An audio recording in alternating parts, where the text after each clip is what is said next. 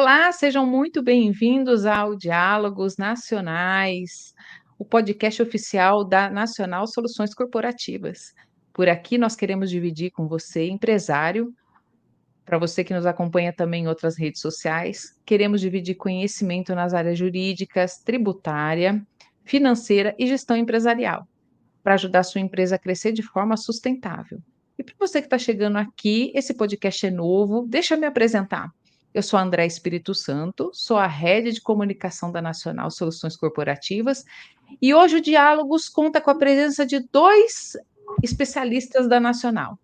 A presença do Bittencourt Leon, que é um dos sócios fundadores da Nacional e também é o nosso diretor jurídico, e do advogado Rodrigo Trindade, coordenador da área jurídica da Nacional. Sejam muito bem-vindos a esse episódio, Bittencourt e Rodrigo. Boa noite, obrigado. Boa noite, Andréia, tudo bem? Boa noite a todos. Tudo jóia, gente? Bom, hoje nós vamos destacar dois assuntos que estão fazendo um barulhão na imprensa. O primeiro deles são as ações trabalhistas para transportadoras. O nosso assunto hoje são as transportadoras, no nosso primeiro bloco de programa. Então, a gente vai trazer aqui as melhores práticas para transportadoras com relação a ações trabalhistas. Nós vamos discutir aí quais são os principais desafios. E na nossa segunda parte do programa, nós vamos tratar da reforma tributária. Isso mesmo. Eu sei que esse assunto já rendeu um pouco aí na mídia, mas vamos falar dele um pouquinho por aqui? Rodrigo, quero começar com você. Vamos falar aqui, então, sobre os desafios que as transportadoras enfrentam quando o assunto é trabalho. É isso aí. As transportadoras, como todas as empresas, têm uma grande preocupação com os seus funcionários e as questões trabalhistas, né? Mas especificamente falando de transportadoras, que elas têm um tipo de funcionário um pouco diferente das demais, são funcionários que não estão trabalhando dentro da empresa, e sim fora da empresa, o controle, a fiscalização, o acompanhamento do trabalho se torna um pouco mais complicado. E com isso, o que onera nas empresas? E a gente pode citar desde horas extras, acidentes de trânsito, ocorrências policiais, problemas sinistro no caminhão, descobrir onde está o empregado, enfim, tem muitos problemas que acarretam, né, para as empresas e que podem gerar aí ações trabalhistas, principalmente as horas extras, que é uma questão muito difícil de se controlar e fiscalizar, apesar de termos assim tecnologia suficiente para tanto, mas se não houver a fiscalização da pessoa da base, de quem fica na empresa, a tecnologia não resolve só o problema, ela está ali para ser usada e fiscalizada. Então, as transportadoras elas precisam ter gente disponível para controlar efetivamente essa jornada de trabalho, porque isso é o grande prejuízo numa ação trabalhista. São valores muito altos em razão disso, pela falta de controle, e não necessariamente porque o reclamante faz ou não faz a hora extra, mas pela falta de controle. Aí gera-se diferenças, não se paga corretamente, não discrimina corretamente os tipos de horas extras que estão sendo pagas, como tempo de espera, hora extra normal, fim de semana, sobreaviso, enfim, tem várias horas extras aí que contam. A gente teve percorrendo aqui a nossa pesquisa e a gente sabe da nova lei do motorista, né, que entrou em vigor aí. A gente queria que você explicasse um pouco para nós quais seriam os impactos dessa lei, das mudanças que propõe a nova lei do motorista, quais são os impactos para as empresas de transporte? Podemos citar exatamente a própria hora extra, né? Porque antes, por se tratar de um trabalho externo, o motorista ele estava dispensado de anotar a sua jornada. E, com isso, passou-se a exigir esse controle, né? Porque também, por outro lado, ocorriam abusos, e aí o legislador optou por fazer o controle. Então, esse é uma grande mudança de que, a partir de então, a hora extra do motorista deve ser fiscalizada, deve ser controlada por meio idôneo, pode ser diário de bordo, pode ser meio eletrônico, a forma que for, mas ela precisa ser controlada. Então, temos a própria hora extra, temos mudanças em relação ao descanso do motorista entre uma jornada e outra, que para todos os empregados, né, o descanso é de no mínimo 11 horas, mas o do motorista era permitido fracionamento. Você não precisava tirar as 11 horas direto. A partir dessa lei, exige-se também que as 11 horas sejam na sequência, não pode ser mais fracionada. Ou seja, o motorista ele acaba se equiparando ao empregado comum, de uma empresa comum, a partir de agora. Ah, tá. Então, quer dizer que mesmo que ele seja o que a gente chama de autônomo, né, que ele seja um contratado para um determinado tipo de trabalho, isso também passa a valer para ele. Se ele não for CLT, se ele for um contratado, um autônomo, isso também vale para ele. Ah, sim. A gente está falando aqui de motorista empregado, né? Aquele empregado com carteira registrada pela CLT. Agora, em relação a esse tipo de motorista, que é o transportador autônomo de cargas agregado, que a gente chama de TAC agregado, esses daí não se submete a esse tipo de controle, porque ele é um autônomo, como o próprio nome diz, ele é um transportador autônomo de cargas, e que precisa cumprir com alguns requisitos para que assim seja. Por exemplo, inscrição na NTT, necessariamente, de preferência, ser uma pessoa jurídica, ter o contrato específico de TAC agregado com a empresa de transportes, né? Mas, para isso, não se aplica essas mudanças. Para esse transportador autônomo, vai se aplicar o Código de Trânsito, que fala também de intervalos.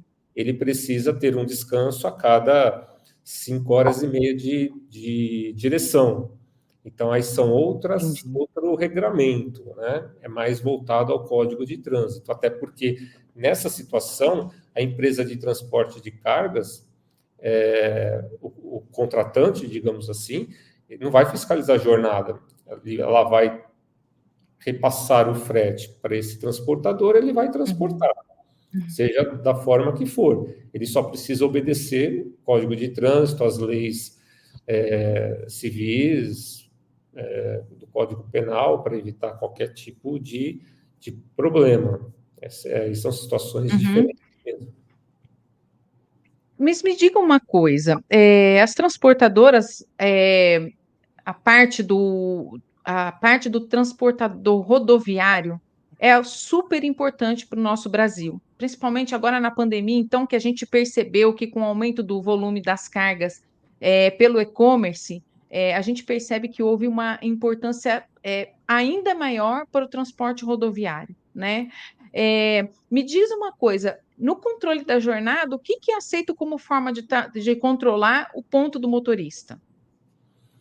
Já que temos essas condições, essas dificuldades, né, essa situação toda envolvendo os motoristas. Para o motorista empregado, o CLT, a lei não especifica o que é válido, muito pelo contrário, ela considera válido todo e qualquer meio utilizado para o controle da jornada. Então, isso dá uma margem para as empresas contratarem o sistema que elas bem entenderem. A importância maior é a fiscalização. Então, se ela quiser ainda utilizar o papel, anotar manualmente a caneta, a jornada que foi exercida, o motorista pode, só que ela tem que fiscalizar. Agora, se a empresa... Mas agora, como especialista, no seu caso, assim, atendendo as transportadoras, que é uma especialidade da Nacional, o que normalmente você costuma indicar? Porque o papel, eu entendo que o papel pode ser uma coisa que leva a um risco, você pode apagar, você pode não, é um controle frágil. O que nós recomendamos para as transportadoras como melhor prática nesse caso? Nós recomendamos para as transportadoras que se utilizem da tecnologia, né? A tecnologia está aí justamente para isso. Há empresas especializadas em desenvolver sistemas de controle de jornada muito eficazes, né? Mas sempre vai depender do fator humano o controle, a fiscalização. Você sempre vai ter um meio para ser utilizado, que é onde eu disse, né? Pode ser o papel, como pode ser um sistema informatizado, mas você sempre vai ter que ter alguém humano para poder fiscalizar. Mas a gente sempre orienta que eles utilizem o melhor sistema possível, até porque a tecnologia está aí, né? Não podemos olhar mais para trás, temos que olhar sempre para frente em relação à tecnologia, ao desenvolvimento tecnológico, que é exponencial. Então, a gente recomenda esse uso. E, paralelo a isso, como um double check, ter o elemento humano que diariamente esteja lá olhando todas essas anotações, né, que esses sistemas disponibilizam com perfeição, mas tem que controlar, tem que fiscalizar. André, eu me recordo, pois você, não, Bittencourt, você quer... Não, eu quero só assim, fazer um complemento ao que o Rodrigo comentou, que você veja a necessidade, às vezes, que a gente recomenda até para o controle humano, né? O controle do ponto de vista, assim, você tem a jornada sendo exercida naquela semana, por exemplo. Ao final daquele período, a gente recomenda para empresas que tenham pelo menos acima de 30 motoristas, 30 caminhões, porque você já percebe que ele já tem uma malha viária um pouco mais complexa, dependendo de rotas e tudo mais, precisa de analisar a operação do cliente. A gente sugere, né, até a contratação de uma pessoa que faça o recolhimento, o conferimento desses boletins, seja ele manual ou eletrônico, seja de qualquer maneira, para acompanhar semanalmente mesmo esses quadros de geração de hora extraordinária, cumpridas ou não, né, para poder recomendar a compensação disso ou mesmo o pagamento, para que isso não vire uma bola de neve, né? Então, assim, a conta que a gente faz é o seguinte: uma única ação trabalhista em que a empresa não tenha efetivo controle de um motorista que trabalhou lá 6 meses, ele pode correr o risco de tomar uma ação trabalhista que ele vai ter que pagar ali em torno de 100 a 120 mil reais de hora extra, mais encargos, mais reflexos, mais multas, etc.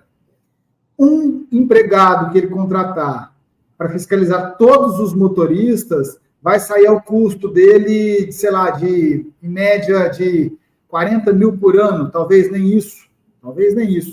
Ainda assim é mais barato você ter esse controle do que você correr o risco de uma reclamatória trabalhista porque você não efetivou o seu controle, entendeu a lógica?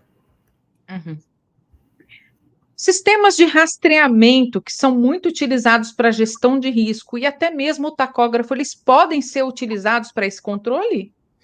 Isso é a grande questão, né? Porque poder não pode, porque o rastreador, ele rastreia o caminhão, né? Ele não rastreia o funcionário, ele não controla a jornada do funcionário. Ele apenas diz se o caminhão estava ligado, se ele estava desligado, quando ele foi ligado, quando ele foi desligado. Mas isso não é controle de jornada. Muitas vezes se utiliza o rastreador como forma de demonstrar ou tentar demonstrar para o juiz o controle, mas não resolve, não serve para isso. Ele não é feito para isso. Ele é feito para o caminhão, para a carga, para acompanhar o percurso do caminhão, é para isso que ele serve. Então, você precisa ter um outro sistema, que esse sim é de controle de jornada, porque ele vai não só verificar a hora que o motorista começou a trabalhar, mas as horas que ele fez os intervalos, as horas que ele anotou esse intervalo, quando ele voltou a trabalhar, quando ele parou definitivamente de trabalhar, aí é bem específico, é utilizado para o controle de jornada. André, Mas o tacógrafo, ele registra, né? O tacógrafo, ele registra ali a velocidade. Eu entendi a questão do rastreador, porque ele pode estar parado, mas não necessariamente o motorista pode estar descansando. Mas o Isso. tacógrafo, ele indica pelas acelerações que você está em atividade. Somente. Ele poderia ser utilizado? Ajuda, mas ele só indica exatamente isso. Ele isoladamente não. Você ainda vai depender da testemunha. E a testemunha é um fator bem complicado, né, de se utilizar como prova, porque você tem a sua testemunha, você vai ter a testemunha do outro também, que vai falar coisas completamente contrárias ao que você quer ouvir. Então, o rastreador, realmente, o tacógrafo, não é feito para isso. Ele se utiliza para isso, mas não é para isso. André, assim, a experiência, né? A experiência que a gente vai adquirindo ao longo do tempo vai mostrando para a gente o tanto que é importante a gente estar sempre de olho nessas tendências e tudo mais. Vou te contar um pouco rapidamente algumas histórias para você entender qual que é o cenário em que a gente está inserido quando se fala em transportador, tá? E essa questão do controle de jornada. Parece até ser um meio cômico, mas vocês vão entender muito bem. Por exemplo, nós temos um cliente, não posso dizer o nome por questões de contrato, mas ilustra bem, em que ele precisa de ter um controle mais efetivo por aplicativo de celular para a jornada dos motoristas, porque ele tem um time de motoristas mais jovens, então eles lidam melhor com essa tecnologia, né? E a rota dele é mais urbana, então é mais fácil ele controlar. Mesmo assim, ele tem um controle individual de um empregado que está sempre na empresa dele, né? Toda semana recolhendo esse material e fazendo a junção dos cartões de ponto e a conciliação e notificando o cara, olha, essa semana você trabalhou um pouco a mais, então você vai ficar um período da semana que vem para compensar isso, para a gente fechar e não ultrapassar o que a convenção coletiva estabelece, porque não é só falar do não cumprimento de horas extraordinárias, você tem que obedecer também o que a convenção coletiva da sua região determina, porque ela traz, às vezes, regras mais pesadas do que a própria CLT, né? Mas tem um outro cliente, que é aí que entra a parte até mais cômica, mas é a realidade, que a gente costuma dizer o seguinte, um dia eu conversando assim, eu falei, bicho, existem dois tipos de empregados, existem os empregados normais e existe o motorista de caminhão. Esse motorista de caminhão é um mundo à parte, porque você imagina o que é uma pessoa, imagina você, e eu sei muito bem como que é isso, porque eu não sou caminhoneiro, mas eu tenho apelido de advogado caminhoneiro pelo tanto que eu viajo. É você entrar dentro de um caminhão, ficar sentado por horas na mesma posição, viajando, se deslocando de um lugar para o outro. Então, a saúde mental do motorista de caminhão, principalmente, ela é algo ainda que precisa realmente de muito desenvolvimento por parte das empresas. Mas aí tem um cliente específico que ele começou a ter muito problema, porque o time dele é um pouco mais velho e não tinha muita familiaridade com o aplicativo. E eles, da empresa, são pessoas mais jovens e não entendiam por que os senhorzinhos não conseguiam apertar um simples botão no celular. E eles realmente não conseguem. Não conseguem. Aí, quando a gente sugeriu que eles comprassem prancheta com papel e uma caneta, nós reduzimos 95% do problema de hora extra, porque aí o cara sabia anotar a quilometragem, porque ele passou a vida inteira fazendo dessa maneira. E aí, o que é mais cômico ainda, eu expliquei para ele assim, cara, motorista é um universo à parte, porque, por exemplo, você faz a rota São Paulo-Rio, e aí tem um motorista que ele tem 2, 3 namoradas diferentes, cidades diferentes, ele vai parando, e é verdade, parece que é brincadeira, mas é verdade. E aí, teve um caso, no dia que eu contei essa história, um funcionário dele falou assim, cara, eu tive um problema desse aqui, porque eu estava controlando uma jornada do motorista, e eu percebi que toda viagem que ele ia para o Rio, ele parava sempre nos mesmos lugares. E eu chamei para poder chamar a atenção dele. Quando eu falei, ele falou, não, porque em tal lugar eu tenho uma namorada que tem 20 anos, outra já tem 10 anos que eu conheço ela e tal. E aí ele teve que pegar e adequar a jornada do cara com a realidade social dele. Então, assim, é um mundo à parte, é um desafio você controlar a jornada de motorista. Talvez seja isso o maior problema hoje, mais até que desoneração de folha, reforma tributária. Acho que o maior problema hoje, você pode perguntar para qualquer dono de transportador, chama-se motorista, porque eles são um mundo à parte, viu? Eles eu ia até fazer uma brincadeira aqui, viu, Bittencourt? A tornozeleira eletrônica ou uma pulseira eletrônica também ajudaria, eu acho. Brincadeiras à parte, mas sim, a gente conseguiu compreender que um dos maiores desafios para o transportador de carga nas transportadoras que já sofrem tanto aí com o preço do diesel, com o valor dos insumos, né, gente? Pneu, óleo, eixo que quebra, o caminhão ele não é qualquer R$ 200, né, na conta. Os pedágios também, que são uma conta importante no frete. Para tudo isso, ainda tem essa questão trabalhista. Aqui na Nacional, a gente trabalha justamente com isso. Eu queria que a gente pudesse comentar algumas das melhores práticas, aquilo que a gente tem indicado.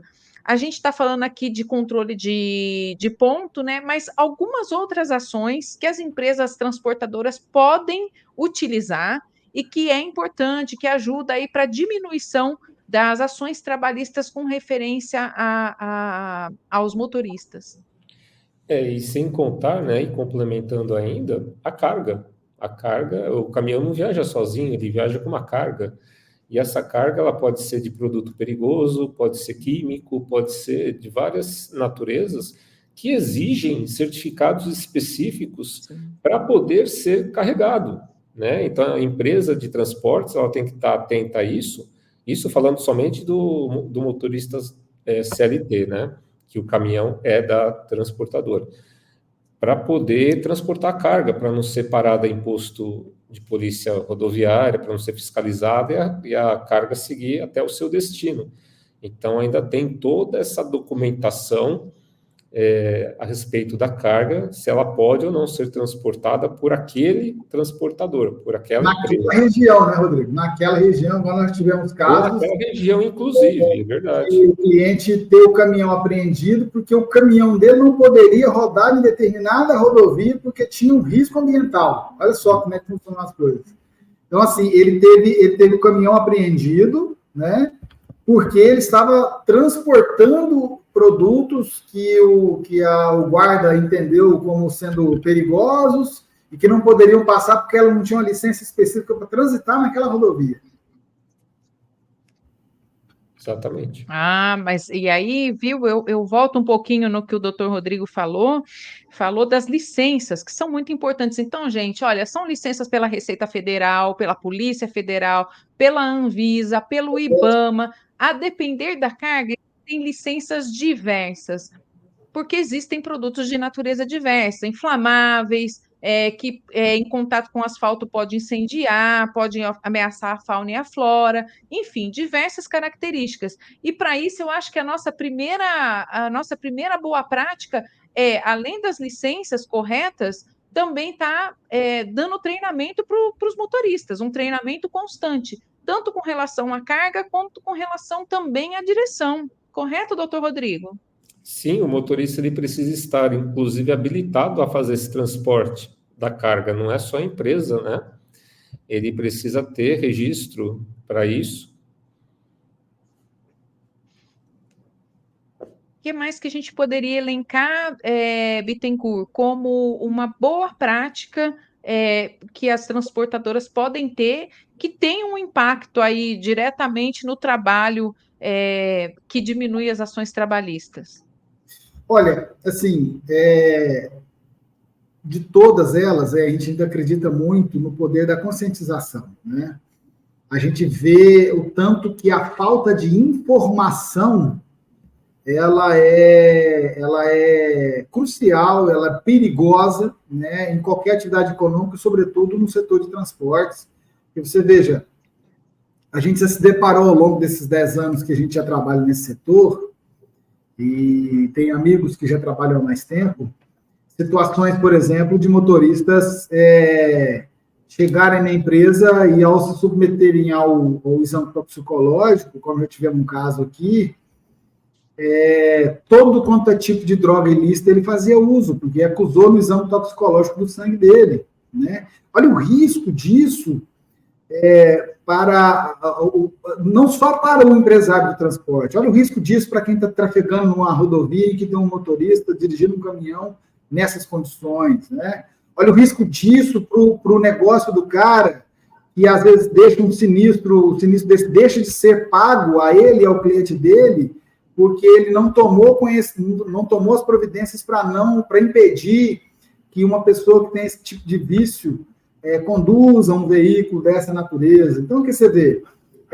A conscientização, né, o treinamento, como você mesmo disse, talvez seja o investimento maior que as empresas devem fazer sempre, constantemente, né, junto aos seus colaboradores. Fora a parte disso, trabalhos como a própria renovação de frota, você fazer reciclagem até mesmo da capacidade de dirigibilidade do veículo, porque você tem que entender que nós temos N tipos de transporte rodoviário de carga diferente, né? E até dentro por exemplo, o transporte de perigosos, você tem umas 15 diferentes categorias de perigosos diferentes, tem combustível, tem inflamável, tem químico de alta periculosidade, e por aí vai. Até para cada uma dessas classes você tem treinamentos específicos, né?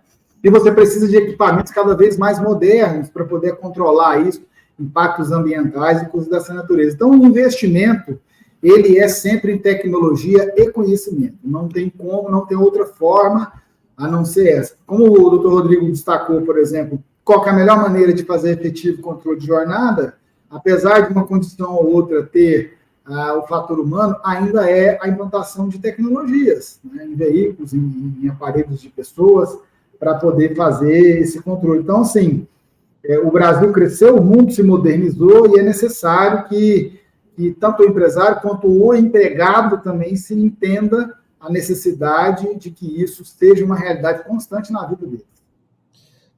E continuando sobre o transporte de cargas perigosas, químicas e tudo, isso gera reflexo, inclusive, no pagamento do motorista, porque cria-se a obrigação do motorista receber o adicional por insalubridade ou periculosidade, que acrescenta 30%, em média, no salário do motorista, né? Então, o custo é maior também, o custo trabalhista, o custo de uma ação trabalhista, acrescenta-se a isso, ao adicional de insalubridade ou de periculosidade, dependendo do caso. Eu percebo que existem, assim, das boas práticas que vocês comentaram aqui, as mais relevantes, as que criam maior impacto, que diminuem o risco para as transportadoras, nós precisamos observar que elas também geram custos, né? Porque treinamento, tecnologia também geram custos. Eu gostaria que vocês respondessem o seguinte: como é que isso pode impactar na geração de empregos? Porque é um setor bastante dinâmico. Exige muita mão de obra, porque é um trabalho braçal, as pessoas cansam, né? O aparelho humano cansa. Então, como é que as empresas, as transportadoras que nós temos aí experiência, aquilo que a gente entende do segmento, como é que tudo isso, como é que todo esse nível de recursos que vocês acabaram de descrever, como é que pode impactar na geração de empregos que as transportadoras podem ter aí para o mercado?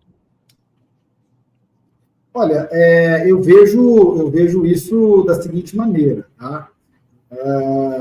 Quando as empresas buscam conhecimento e faz com que isso seja dividido com seus colaboradores, consequentemente, ela acaba retornando para o mercado, porque o mercado é cíclico, né? Ele se retroalimenta, ele acaba retornando para o mercado as práticas que ela está indicando dentro dos seus domínios. O que eu quero dizer com isso? Quanto mais uma empresa ou um grupo empresarial busca esse conhecimento, esse avanço tecnológico, busca a implementação dessas boas práticas, mais ela tem condições de selecionar melhor quem ela está trazendo para colaborar com ela, né? Então, o que acontece? existe a lei geral de mercado, onde você tem a oferta de empregos e a oferta de trabalhadores, disponibilidade de trabalhadores, né? Mas quando você traz isso para um outro mercado, dentro desse mercadão, vamos chamar assim, onde você precisa de pessoas especializadas, esse passa a ser um problema, inclusive, de empresas que fazem transporte, não, de outros setores também, mas nós estamos falando aqui, dialogando sobre transportadoras, esse passa a ser um problema de empresas que têm transportes um pouco mais especializados. A gente tem notícia de vagas em aberto, principalmente no setor de perigosos, inflamáveis, porque falta motoristas que tenham habilitações, eu não estou dizendo nem habilidades, tem uma habilitação, o que é?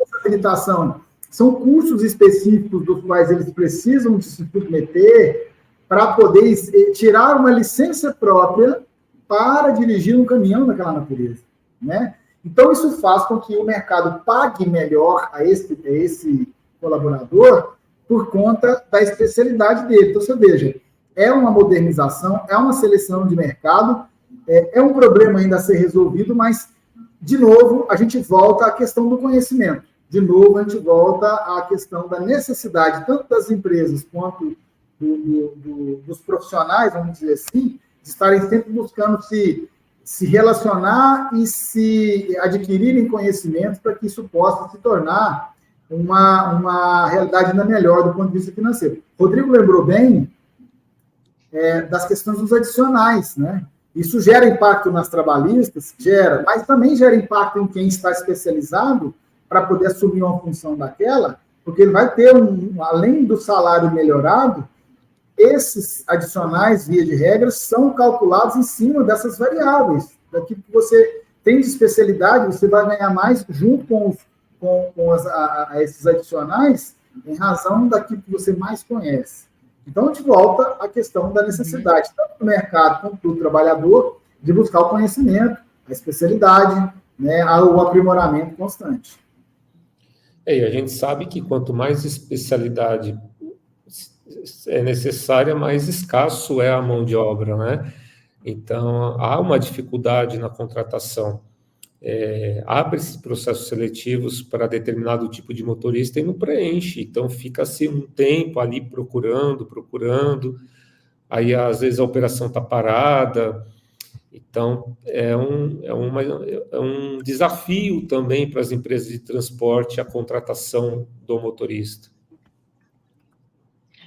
Isso me leva também a tocar num assunto que é bastante específico, mas eu acredito que cabe aqui no nosso espaço.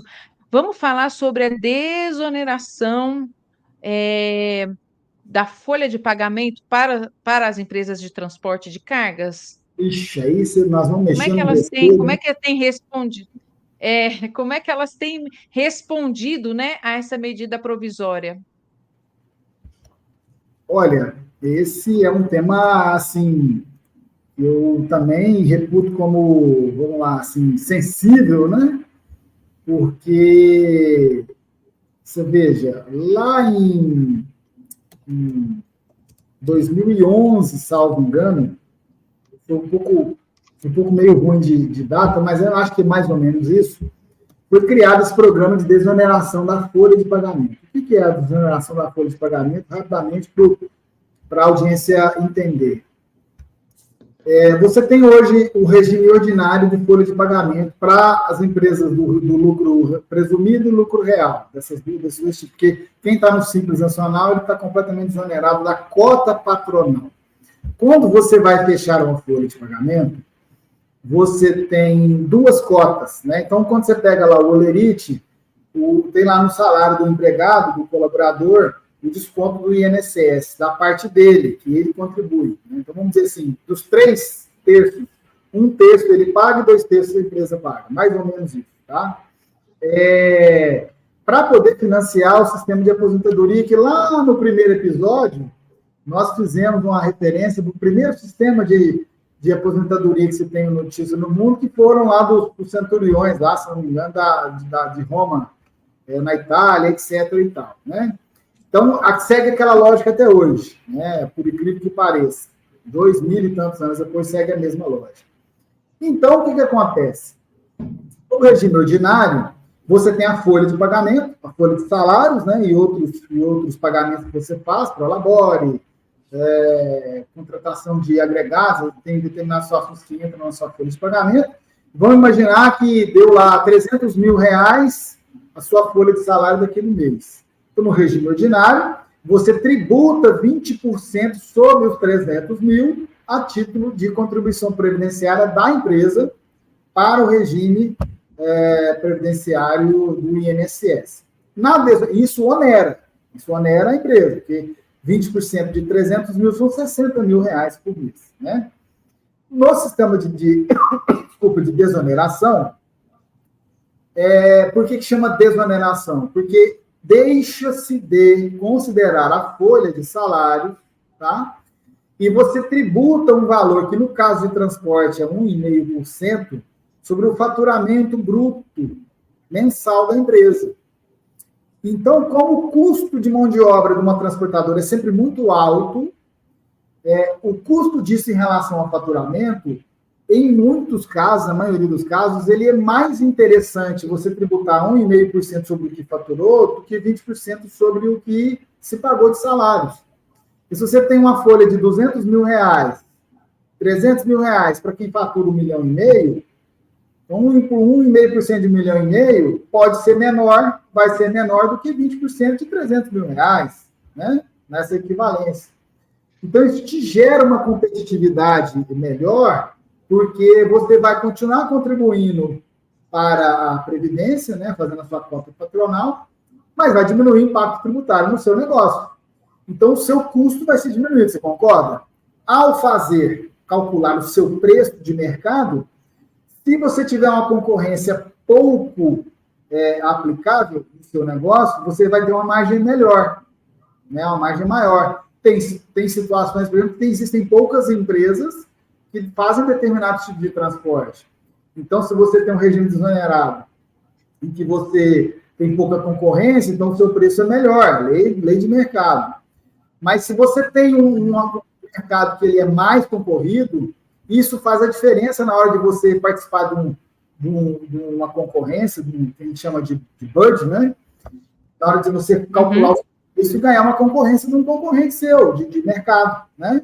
É aí que entra o detalhe. Sem contar que esse programa de desoneração foi um programa criado, na época, para incentivar, né, a modernização tecnológica, o treinamento melhor dos empregados, né, o melhoramento do parque tecnológico, no caso das transportadoras, por exemplo, da implantação de sistemas próprios, de compra de nova frota e tudo mais, porque entendeu que essa sobra de dinheiro, né, no exercício da empresa, proporcionaria esse tipo de situação.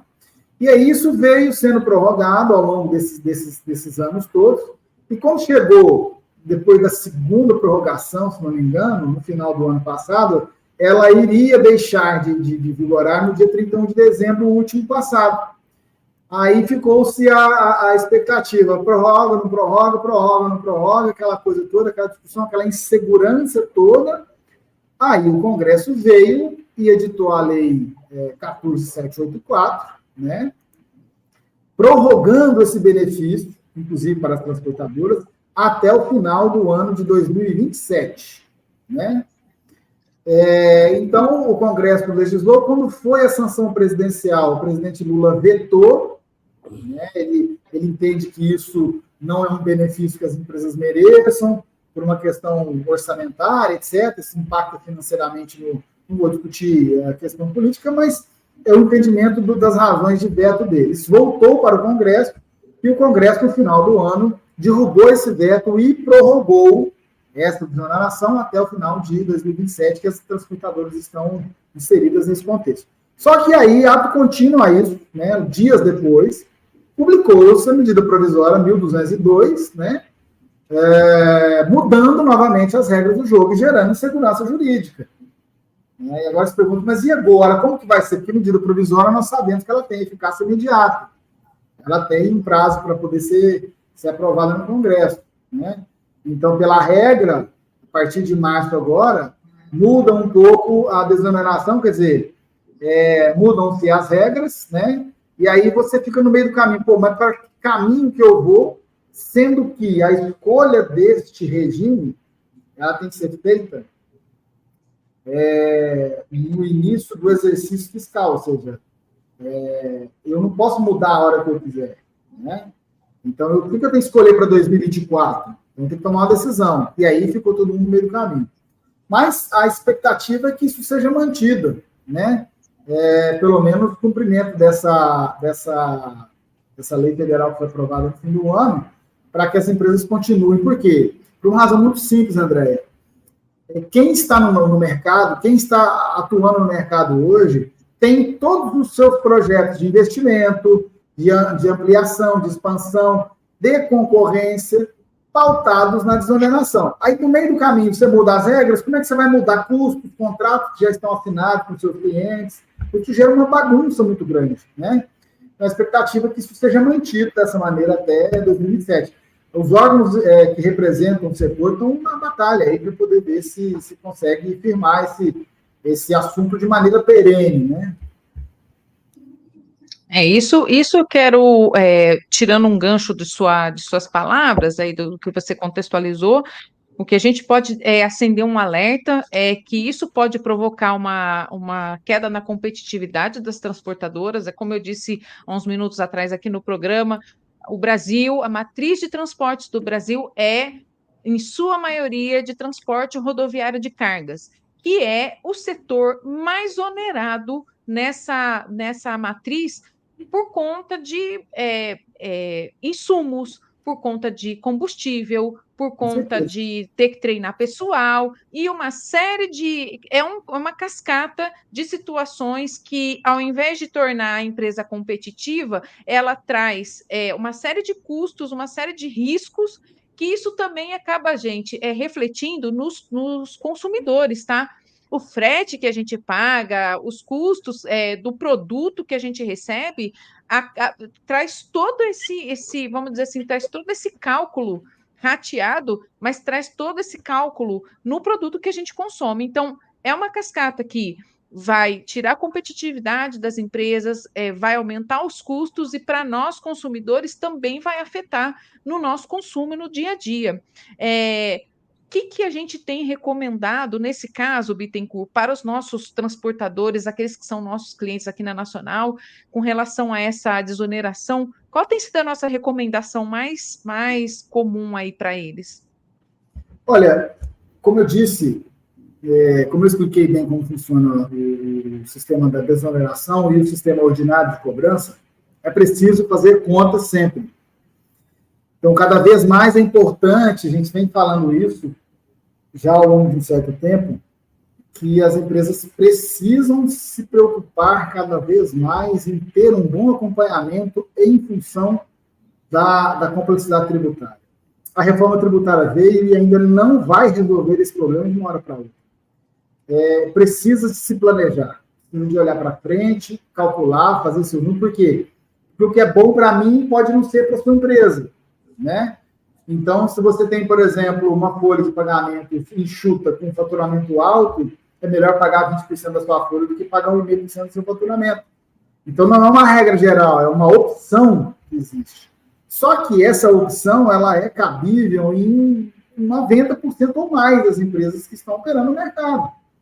E como eu disse, a gente recomenda, olha, vamos insistir nisso, vamos continuar, porque nós temos essa lei que nos ampare, vamos insistir, se for preciso, a gente vai ao judiciário para fazer essa discussão, porque todos os nossos projetos estão pautados nesse centro de custo, nessa forma de calcular, né?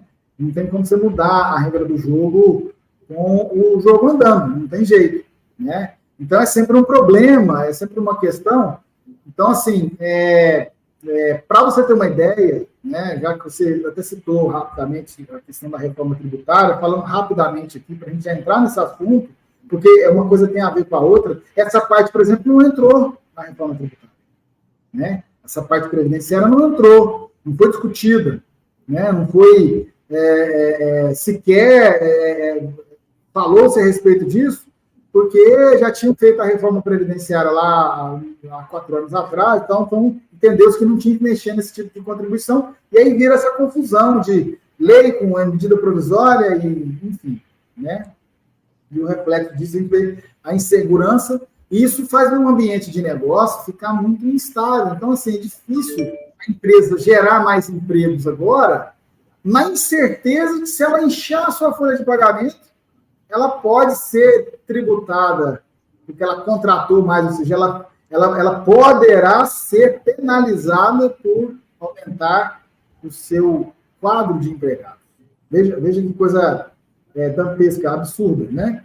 Então, o que acontece? A questão da reforma tributária, por exemplo, é uma complexidade tão grande, o pessoal comemorou, né, no final do ano passado, tirou foto e todo mundo falou. Mas, assim, André, Rodrigo, você sabe que a expectativa de finalização da regulamentação da reforma tributária, ela está programada para 49 anos? Nós vamos levar 40... Pois é, parece brincadeira, né? Parece brincadeira, mas é verdade. 49 anos para finalizar o que foi aprovado no final do ano. Sendo que tem mais ou menos esse período em que os tributos que nós reformamos foram criados. Quer dizer, quando isso terminar, já está na hora de reformar de novo, né? E, então, assim, é uma questão muito, muito complexa, mas é uma realidade que a gente tem que se adequar, porque foi aprovado. E você vê que, em tese, muda a forma de calcular o imposto, muda as nomenclaturas, mas o que se fez? Se buscou fazer uma média de tributação, porque tem setores que têm uma carga tributária de 40%, outros têm uma carga tributária de 18%, na média, né? Aí estabeleceu um corte ali de 27,5%. Então, todo mundo vai pagar a mesma coisa, no Brasil inteiro, né? Para todo tipo de tributação em determinados setores. Se for consumo, é um formato, se for indústria, é outro formato, mas tudo isso se compõe numa coisa chamada IVA, que vai gerar uma alíquota que você vai pagar por fora do preço, porque isso é uma modernização importante para a gente. Né? O imposto por fora... então, isso me leva... Gera para a gente uma melhor definição, né? Quando alguém te perguntar assim, quanto que paguei de imposto nessa garrafa d'água? Eu vou olhar lá na nota fiscal e vai dizer assim, olha, ela custou R$12, mas dos R$12, 10 eu paguei nela e 2 foi de imposto. Está aqui. É o imposto por fora. Né? Eu não sou mais... não tenho mais dúvida com relação a isso. Em outros países aqui da própria América do Sul, quando você vai num hotel, num restaurante, num posto de gasolina que você passa o cartão de crédito, de débito que seja, que sai o cupom fiscal, o imposto já está destacado por fora e automaticamente ele já é enviado para a Receita Federal daquele país. Quer dizer, melhora, simplifica até o recebimento desse tributo, né? Mas você percebe que a gente ia levar mais 50 anos para poder, se isso tudo está pronto, né? Então, nós temos aí leis complementares, cerca de 40 leis complementares que precisam ser legisladas pelo Congresso para poder regulamentar esses tributos novos, essa forma de tributar, e por aí vai. Então, assim, a reforma tributária foi aprovada, mas nós ainda temos um longo caminho até isso consolidar. Necessariamente, eu posso afirmar que eu não estarei aqui quando os 49 anos chegar, não vou estar por aqui mais. Quando isso falasse, terminou, vamos reformar de novo. Poderia fazer uma pergunta também? Vamos lá. Bittencourt.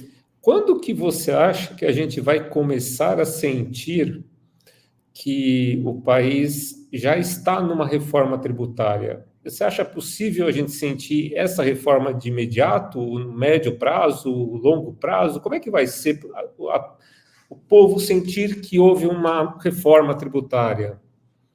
A pergunta é bem apropriada, viu, Rodrigo? É bem apropriada, bem interessante a pergunta, tá? Assim, a percepção da reforma tributária, eu estimo que ela vai acontecer de forma efetiva lá na ponta, só daqui uns 5, 6, 7 anos. Por quê? Em 2026, começam-se os testes do IDS, da CBS, do IVA, né, com alíquotas bem pequenininhas, a nível de teste mesmo. Então, como isso lá na frente vai influenciar muito pouco no preço, na composição, isso vai ser, na minha visão, posso estar enganado, tá? Isso vai ser pouco percebido, né? Pouco percebido. Aí, em 2027, já começa outros testes, né? Da substituição do IPI pelo imposto seletivo, a transmutação do ICMS em IBS, na verdade, de maneira escalonada, para poder fazer as compensações dos estados e municípios. E aí, lá em 2033, é que você vai ter a extinção efetiva do ICMS, do IPI, para a implantação efetiva da CBS e do IBS. Então, você percebe aí 10 anos de transição, né? Então, assim, eu estou jogando 5 anos porque é mais ou menos a média de quando os testes já estão entrando em fase de amadurecimento, né? E aí a coisa começa a ter um pouco mais de percepção, né? Porque até hoje é só notícia, oba-oba, mas lá na ponta mesmo, quando o cidadão vai lá no mercado comprar pacote de arroz e feijão, ele continua pagando muito imposto, muito embora eles falam que o produto de cesta básica não paga imposto, paga muito imposto, ainda que seja indireto, né, ou até mesmo direto. Então, assim, ele só vai perceber isso lá no cupom fiscal que ele comprar no mercado em 10 anos. E você acha que essa reforma ela vai mudar a percepção, né, do povo, no sentido de essa reforma foi positiva, reflete nos preços, ou você acha que é apenas uma nova forma de se tributar o que já se tributa? Qual que é a visão? Essa é uma pergunta difícil de responder, porque ela envolve outros elementos, mas, assim, em linhas gerais, a intenção do legislador é melhorar a vida do cidadão, simplificar, porque por uma questão muito, muito simples. Tem um ponto que, lá no primeiro episódio, nós falamos ainda que rapidamente disso. O Brasil hoje tem um custo de apuração de imposto muito alto, né? Então, com a simplificação disso, reduzirá esse custo e aí, então, fazer... Estou falando em tese, tá? Proporcionar uma melhor competitividade das empresas lá na geração do produto final. Então, vamos esperar, vamos torcer, vamos trabalhar para que isso seja positivo, que a forma de administrar esse recurso, né, que vai ser centralizado, esse recurso sobe, aí vai ser criado um conselho que vai distribuir isso para os estados e municípios, mais ou menos como é a questão do Simples Nacional hoje, e aí vamos ver como é que vai ser também regulamentado esse repasse, né? Porque os estados a gente viu aí, inclusive a gente divulgou agora, esses dias atrás, estados e municípios, estados, né, no caso, subiram suas alíquotas do ICMS para já prever a compensação futura do que eles já vão perder com a implantação da CBS lá efetivamente em 2033. Então, eles já estão juntando... Eu já ia até tocar nesse assunto, porque... eu já ia tocar nesse assunto porque não tem muito tempo. Nós noticiamos, inclusive, nas nossas redes sociais, o aumento do ICMS por alguns estados, por mais de 10 estados brasileiros, considerando essa perda. Mas existia no projeto dessa lei, foi retirada no texto final essa possível perda. Como é que você vê isso, então? Existia uma potencial perda, foi excluído do texto, então o que foi aprovado, essa perda não haverá, e mesmo assim esses estados aumentaram as alíquotas. Você acha que havia necessidade? Então, não é que a perda não vai acontecer. Isso foi retirado do texto para ser rediscutido num outro momento. Tá? Então, assim, a reforma que foi aprovada, ela foi aprovada o seu texto base, né, que é o que vai para a Constituição e nas questões transitórias. Agora, nas regulamentações agora, né, nesse momento, esse assunto vinha... Porque, assim, não se iludam, estados e municípios não querem perder. Então, eles fizeram um lobby para tirar isso, né, para discutir isso num outro momento. Então, esse assunto ainda vai render muita coisa ainda. Entendo. Existe uma questão da reforma, né? Quais são os setores que vão ser mais beneficiados? Eu li em algum momento de uma reportagem, assim que foi aprovada a reforma, que o agronegócio, por exemplo, seria um desses setores. Com certeza há uma expectativa de que haja uma melhoria para todos, mas alguns setores da economia devem ser mais beneficiados. Vocês têm um esclarecimento sobre isso?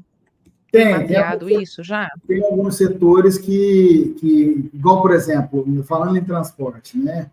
O transporte coletivo público de passageiro rodoviário, ferroviário, metrôs e tal, ele já veio com incentivos, né, de 60% da redução da alíquota, né, do IVA que é aplicado a ele, em alguns casos até a possibilidade de isenção total, que vai ser regulamentado, né, isso tudo vai ser regulamentado agora nas disposições futuras. Por quê? Porque entendeu-se que é um setor que tem sensibilidade, que transporta pessoas em municípios, entre estados, e que gera um grande impacto, porque ao aumento daquela alíquota poderia aumentar o custo de passagem rodoviária. Isso é um setor que se protegeu sobre esse argumento, por exemplo. Então, existem vários setores, né, como esse, por exemplo, que não podemos dizer que ele foi beneficiado, isso é um termo injusto até, né, porque a ideia do direito é você tratar os iguais como os iguais e os diferentes como diferentes. E esse é um setor diferente, porque ele lida com questões muito ligadas à sociedade, um direito social mesmo, o direito de se locomover, né, as pessoas se locomoverem, que se impactaria, por exemplo, na passagem de transporte coletivo urbano aqui dentro da cidade. Poderia subir muito o preço, né, uma vez que esse tipo de tributação vai ser aplicado na modalidade lá monofásica do combustível, que é o insumo do ônibus urbano. Esse insumo lá no monofásico do combustível não pode, eles não vão mexer na redução de alíquota. Então, mexe-se na redução dele para poder diminuir o custo operacional lá na ponta para o usuário final. Então, esses e outros casos, como a questão do agronegócio, porque também, por uma razão muito óbvia, né? Só você olhar os últimos números das balanças comerciais dos últimos, 20, 30 anos, o que isso sempre mantém o Brasil em posição positiva é a exportação de commodities, né? Principalmente soja, cana, milho, etc.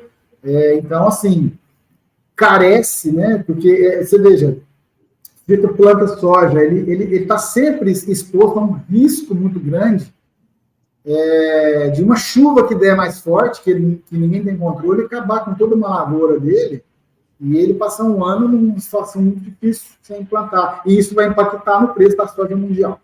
Então, assim, o agronegócio, né, é um outro setor que também, eu não digo, não pode, na minha visão, não pode se dizer que ele foi beneficiado, porque isso é uma questão que carece de uma análise, né? Assim como todas as outras. E, neste ponto, acho que a reforma foi bem feliz. Eu tenho aqui, olha, eu não quero causar, mas já causando uma polêmica, o setor de serviços, né? Alguns especialistas aí que falam em tributos, né? Dizem que vai subir para as empresas de serviço a carga tributária. Então, assim, que a alíquota não está bem definida, mas é que o que se discute é que pode-se aumentar a alíquota para mais de 20%, sendo que hoje a alíquota média é entre 10% e 12%, né? Então, se houvesse uma implementação desse tipo, ela estaria, vamos dizer assim, prejudicando o setor. Isso é fato? Isso é real? Sim. Isso é real. Por exemplo, quem mais reclamou, né, com razão, por exemplo, um dos setores que reclamou foi a própria advocacia, né? E a advocacia hoje, ela tem um regime tributário próprio atual, gera impacto ali, dependendo do regime, que é no simples, ou mesmo no presumido, ou real, gera um impacto ali de 10% a 20%, dependendo do faturamento, uma série de variáveis. Vai subir para 27,5%. Por quê? Porque é linear. Passou a ser linear, ser linear. É 27,5% e ponto. Se você é advogado, dentista, jornalista, cambista, qualquer outro ista que você tiver, ou motorista, ou dono de empresa de transporte rodoviário, ou, sei lá, comerciante de peça automotiva, é essa alíquota a conformação de preço. Por quê? Porque você cria um imposto linear, né? Como acontece no Chile, 19%. Se você pagar uma diária de hotel, 19%. Se você colocar gasolina no seu carro, 19%. Se você comprar um sanduíche na lanchonete, 19%. Se você comprar um terno na loja, 19%. Se você comprar um vinho, que lá tem bastante, é 19%. Tudo quanto é produto que você vai comprar, você vai pagar com IVA de 19%, porque é linear. Então, é onde gerou uma grande discussão, mas nesse ponto não tem o que se fazer, porque senão a gente ia começar a cair de novo numa coisa chamada guerra de alíquotas, né? Então, quando você faz o preço linear, a alíquota linear, você está dizendo o seguinte: olha, se você tiver no Acre ou estiver em São Paulo, a alíquota vai ser a mesma. Então, se nós tivermos que brigar por incentivos regionais, vai ser de outra natureza. Não pela guerra de imposto, igual o Goiás tinha lá 7%, então levava a empresa para lá, para se instalar lá, porque ela tinha um benefício de redução aí de 5%, 6% ao mês, o que gerava um impacto muito grande, por aí, tinha benefício para o Nordeste, para a Zona Franca de Manaus, enfim. Tirando a Zona Franca de Manaus, aí isso acaba, né? É isso, exatamente isso que eu ia perguntar. Hoje em dia, as empresas se beneficiam de se instalar em alguns estados e obter os benefícios fiscais. Isso acaba, então? Em tese, porque, como eu disse, tem alguns jargões que são preferidos dos tributaristas, né? O primeiro é depende, o segundo em tese, né? E o terceiro, o que a gente usa bastante, é se eu preciso ver o caso em concreto, né? Para poder analisar a situação em si. Em tese acaba. Mas nós precisamos de ver como que vai ficar as regulamentações, para poder saber direitinho, efetivamente, a segurança jurídica final, né? Tencura, você estava falando sobre a questão das alíquotas dos tributos, que vai prejudicar, que não vai prejudicar e tudo mais. Mas, em contrapartida, nós temos também que o tal do IVA, ele não é cobrado em toda... Não é como o ativo, né, na cadeia de produção, ele será cobrado na ponta. Isso não favorece, de alguma forma, a sociedade? Assim, pela sistemática, não é que ele vai ser cobrado só na ponta. É que a sistemática da não cumulatividade vai ser mais efetiva. Então, toda a cadeia produtiva dessa garrafa plástica aqui, por exemplo, ela vai ter incidência de imposto. Eu vou pagar a matéria-prima, paguei o imposto, na hora que eu vender, eu vou descontar o IVA que eu paguei como crédito de imposto para poder recolher só a diferença. Por quê? Porque no final do dia, quem vai pagar o imposto mesmo é o consumidor final lá na ponta. Ele que vai absorver toda a carga tributária. Por quê? Porque quem está antes dele foi fazendo débito e crédito. Entendeu? Então, isso, de certa maneira, pode não parecer, mas isso provoca melhor justiça fiscal. Porque a gente produz para entregar para o cliente, não é isso? Para o freguês, né? Antigamente falava o freguês, para freguês e tudo mais. Então, é ele o destinatário final do produto, não é isso? Do serviço, não é isso? Então, ele também é responsável pelo pagamento do tributo em si, né? Afinal de contas, como nós dissemos lá no primeiro episódio, tributo vem da palavra tributum, que é distribuído entre as tribos, né? Então, o sujeito que compõe aquela tribo, ele tem que pagar uma parte do que ele está ganhando para poder repartir com os outros componentes daquela tribo também. No caso aqui da nossa tribo, a tribo Ribeirão Pretana. Então, pelo que eu entendi, olha, a cadeia de produção ela vai sendo compensada até o consumidor final. Sim, exatamente. Bom, gente, nós estamos caminhando para o final do nosso Diálogos Nacionais de hoje. Eu sei que o assunto é quente, então a gente ainda vai voltar a tratar desse assunto. Fiquem ligados aqui. Eu queria convidar o Rodrigo a fazer uma consideração final sobre as questões, as ações trabalhistas aí, né? A importância de uma empresa. Seja qualquer empresa, gente, a gente focou aqui hoje nas transportadoras, mas qual é a importância aí, Rodrigo, das empresas estarem bem assessoradas para a diminuição das ações trabalhistas? Exatamente, nós focamos aqui nas transportadoras, mas tudo o que foi dito se aplica a todas as empresas. Todas as empresas têm funcionários, todas as empresas têm regime CLT, né, seletista, como a gente fala, todas as empresas podem contratar prestadores de serviço, então, de certa forma, tudo se aplica. O controle de jornada se aplica a todas as empresas, a questão do pagamento correto de salários se aplica a todas as empresas, indústria também tem a questão dos adicionais de insalubridade, periculosidade, então também se aplica. Então, é muito importante que as empresas olhem para essa questão trabalhista de uma forma, digamos assim, mais profissional, que faça parte do negócio delas, do que algo que eles veem a questão só lá na ponta. Se o meu negócio é transporte, eu vou apenas transportar. Não, você tem todo um aparato que cerca a empresa, né? Desde o trato com seus fornecedores, com seus funcionários, com os seus clientes. Então, tudo isso aí gera impactos jurídicos na vida da empresa. Então, a gente aqui, como uma assessoria jurídica, uma consultoria, né, que busca soluções corporativas, a gente enxerga essa questão de uma maneira muito macro, muito ampla. Então, a gente pega desde as questões mais básicas até as mais complexas, envolvendo todos esses personagens, o trabalhador, o empregado, o prestador, o fornecedor, o cliente, a própria empresa, o próprio negócio dela. Então, esse é o nosso trabalho, essa é a nossa expertise. Para finalizar, é isso, e eu agradeço imensamente o convite da Andréia, ao Bittencourt, por participar desse podcast. Estou sempre à disposição, foi muito legal, e estamos aí, pode chamar, no que eu puder colaboraremos. Rodrigo, muito obrigada, viu? Obrigada aqui também por participar como entrevistador da mesa. Isso aqui é um bate-papo, é justamente para enriquecer a visão do empresário. Bittencourt, quer deixar suas considerações finais?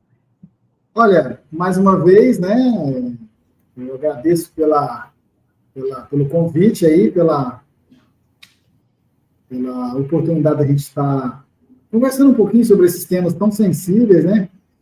Para este setor que, para mim, particularmente, sem nenhum tipo de demérito aos demais, mas é um setor que talvez seja um dos mais importantes da economia do país, porque sem transporte rodoviário de carga, sem caminhão, o Brasil para, né? Não tem outra... o Brasil optou por esse modal, porque tem dimensões continentais, né? Isso veio lá na época do presidente Juscelino, que investiu em rodovias, rasgou o Brasil em rodovias federais. Ele dizia que governar era construir estradas, né? E aí ele rasgou o país, né, com rodovias, e nisso fez com que o desenvolvimento chegasse aos mais longínquos rincões do nosso país, né? Através do que antes era no lombo de um cavalo, uma mula, agora no lombo de caminhões, né? Então, assim, eu para encerrar o seguinte, olha, eu ainda não conheço, você pode ter números, indicadores econômicos gerados pelo Banco Central, pelos bancos, pelo mercado financeiro, mas, na prática, o maior termômetro da economia é o transportador. Porque se você vê as transportadoras com alta demanda e precisando de caminhão, precisando de gente para poder atender as demandas e cada vez mais crescendo, é porque a economia vai bem. Né? Porque todo mundo está produzindo e precisa de levar do ponto A para o ponto B. E do ponto B, às vezes, distribuir para o C, D, E, F, H. Se você chega na empresa e vê caminhões parados, e empresa demitindo ou não contratando agregado, é porque nós temos um problema econômico. Então, é preciso que o Estado, cada vez mais, olhe para esse setor, porque ele gera muitos empregos, ele transporta a riqueza e ele faz com que a nossa vida seja possível. Sem o agricultor, não tem o leite produzido, mas sem o transportador, ele não chega na nossa mesa. Então, um abraço aí aos meus amigos corajosos, que têm uma empresa de transporte, e a nossa solidariedade e a nossa disposição de somar com aquilo que puder, e também com os outros parceiros dos setores industrial, serviço, que nós também temos em nossa carteira. Um forte abraço e, mais uma vez, obrigado pela oportunidade. Estamos à disposição, caso a gente tenha mais outros temas para desenvolver. Olha, que pauta não nos falta, mas por hora eu quero agradecer aos dois por esse bate-papo riquíssimo. Quero agradecer a você que esteve com a gente até esse momento, que está prestigiando Diálogos Nacionais. Está sendo incrível o retorno que a gente está tendo das pessoas que estão assistindo. E a gente quer deixar aqui aberto, então, se você tem uma sugestão de pauta, por favor, põe aqui nos comentários que a gente vai assistir. Mas não deixa de visitar a gente, não, nas outras redes, ali naquelas vizinhas. A gente está no Instagram, nós estamos no LinkedIn, procure lá Nacional Consultoria, que você vai encontrar a gente. Meu muito obrigada, se inscreva aqui no canal, deixa o seu like aqui, compartilha com quem precisa ver esse conteúdo. Eu te espero no próximo Diálogos Nacionais.